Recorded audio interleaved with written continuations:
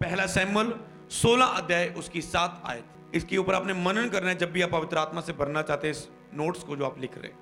परंतु यहोवा ने शमूएल से कहा, ना तो उसके रूप पर दृष्टि कर और ना तो उसके कद की ऊंचाई पर, क्योंकि मैंने उसे अयोग्य जाना। क्योंकि यहोवा का देखना मनुष्य का सा नहीं, मनुष्य तो बाहरी रूप को देखता है, परंतु यहोवा की दृष्टि मन पर रहती है। इसे नोट करो, मन पर रहती है। यहोवा की दृष्टि मन पर रहती है। यहोवा की दृष्टि मन पर रहती है। परमेश्वर कैसा है, उसके गुण में क्या है कि यहोवा की दृष्टि मन पर रहती है। वो बाहरी रूप से देख रहा है। अच्छा, परमेश्वर ने उसे अभिषेक करने को भेजा था दाऊद का। उसे लगता है ये भाई अट्ठा कट्टा तकड़ा योद्धा है, लगता है प्रभु इसी के लिए बोलेगा अभिषेक करने के लिए। कहता है क्या तू मन में सोच रहा है, उसका कद लंबाई चौड़ाई ना देख, उसकी ताकत ना देख, तू तो बाहर से उसे देखता है, पर यहोवा मन को देखता है, हृदय को देखता है। प्रभु मन को देखता है। हालेलुया। याद रखो, आपके मन में जो कुछ पैदा हो रहा है उसकी दृष्टि रहती है। इसीलिए दाऊद ने कहा, हे परमेश्वर मेरे अंदर शुद्ध मन उत्पन्न कर, मेरे अंदर शुद्ध मन उत्पन्न कर, क्योंकि परमेश्वर की दृष्टि मन पर रहती है। तो इसीलिए याद रखो कि आपके मन में जो भी कुछ है, परमेश्वर आपके मन के विचारों को जानता है। दुनिया में ऐसे परमेश्वर भी है जिनकी ताकत, जिनको मन की नहीं पता। कोई व्यक्ति मन में क्या सोच रहा है, उसके लिए षड्यंत्र रच रहा है, उसे पता ही नहीं।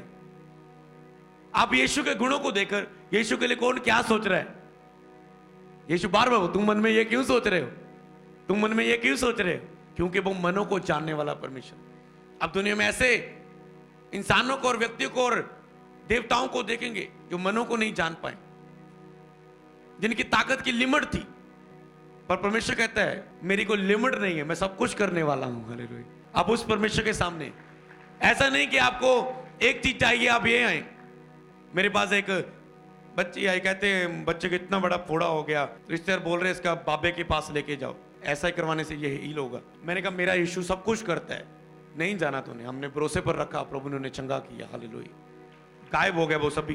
प्रभु कहता है जो तुझे कहीं किसी से भी मिलेगा स्पेशल, ये इसमें स्पेशल, इसमें मैं सब चीजों में स्पेशलिस्ट हूं। हालेलुया। मैं डॉक्टर जीसस हूं जो सब चीजों में स्पेशलिस्ट है, किसी एक चीज में नहीं। तो ये है परमेश्वर की महिमा। कहता है मन पर उसकी दृष्टि रहती है। हालेलुया। तो इसमें आपने क्या सीखा, लिखो, परमेश्वर केवल कामों को ही नहीं हमारे मनों को भी जांचता है।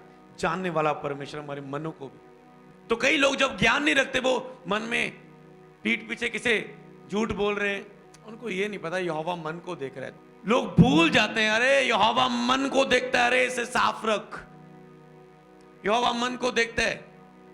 तू डांट खाने से, मनुष्य की डांट खाने से तो बच जाएगा, पर यहोवा को तो देख, तेरे मन में क्या पैदा हो रहा है।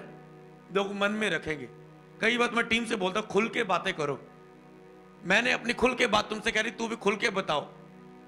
हमेशा खुल के चलो।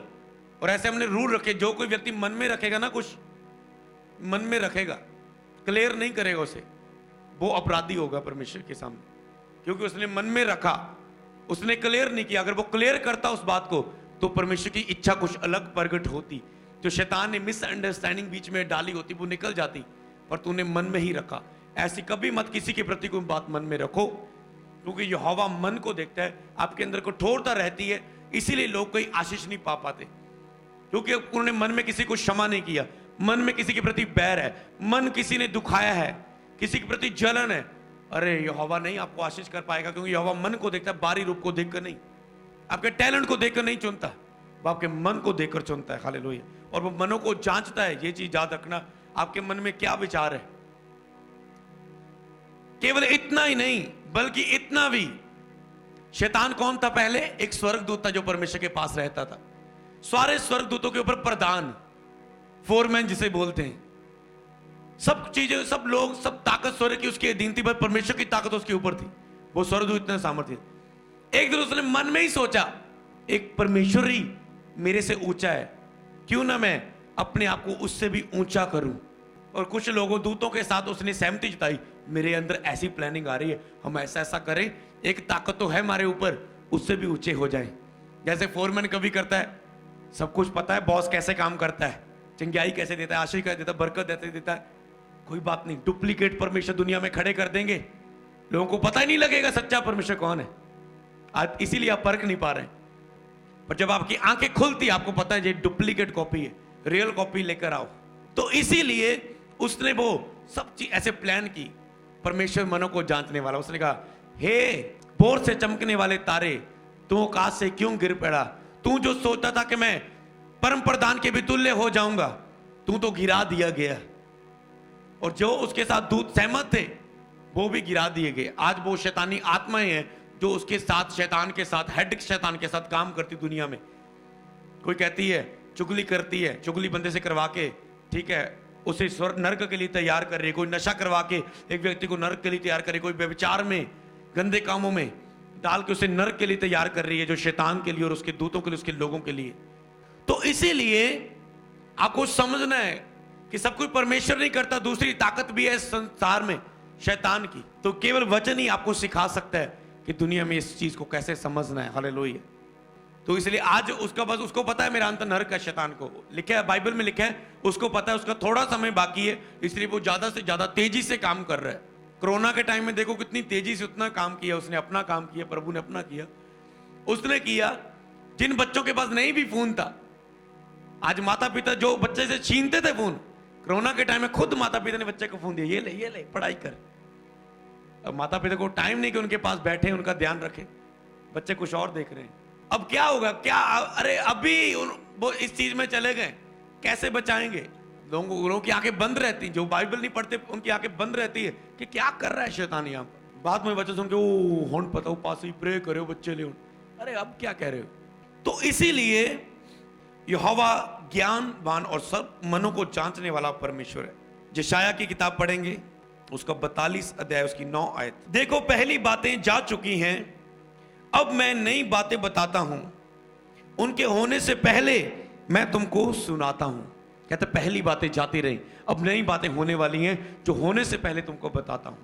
तो मतलब परमेश्वर क्या होने वाला आपकी लाइफ में सब कुछ जानता है। इसीलिए उसने कहा अपने मार्ग की चिंता यहोवा पर छोड़ दो, उसे तुम्हारा ध्यान है। तो आकाश के पंछियों को देख, परमेश्वर उनके लिए इंतजाम करता है। तुम तो उसके स्वरूप, उसकी समानता में बनाए गए हो, तुम्हारे लिए वो क्यों ना सब कुछ पूरा करेगा। बाइबल में लिखा है आपके होने से पहले सब कुछ यहोवा जानता है। मान लो आप सोचो, एक दास आज प्रेयर कर रहा है, लोगों को प्रे कर रहा है, लोगों को चंगा कर रहा है, दास के द्वारा हील कर रहा है, उसका आत्मा उसके साथ है। उस दास को पता होना चाहिए, अरे परमेश्वर मेरे साथ है क्या? उसको नहीं पता चर्च में ये चीज की नीड है, इस चीज की जरूरत है, तो वो उस चीज को देगा। आपको भरोसा रखना होता है, वो स्पीड के साथ देगा, अनुग्रह से स्पीड के साथ देगा। हालेलुया। तो इसीलिए लिखे वो होने से पहले आपको कई वक्त बताता है कि तेरे साथ ये होने वाला।